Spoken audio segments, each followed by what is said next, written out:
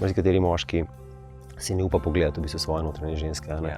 In potem ne bo mogel videti on svoje zunanje ženske, toliko časa, dokler ne bo on temu dal poudarka, ne? Tudi svojim sencem. Toliko je potlačenih notranjih žensk v moškem, ogromno.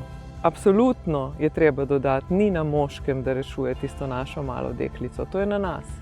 Da jo spoznamo in objamemo, enkrat za vselej. Da tisto malo deklico nekdo pride in jo objame, da je ta ljubezen, ne pa da jo skuša rešiti, v bistvu, ker kot si rekla, ona nihče nima nje za reševati, razen nje same. Ne? Ampak lahko ji pa pokaže to podporo, ta support ji da. Šele ko boš začel sprejemati svojo žensko v vseh njenih čustvenih stanjih, potem bo ona ti se res predala in te bo spoštovala. Ne? V končni fazi je pa to nekaj, kar si po mojem mnenju vsak moški res želi v bistvu. Da ga ženska res spoštuje, da se mu preda, ampak si mora to zaslužiti. Žal. V bistvu, ko se ona odpre, razgali pred moškim, je za moškega to fino, fajn. Za žensko je pa to, ona riskira takrat svoje življenje.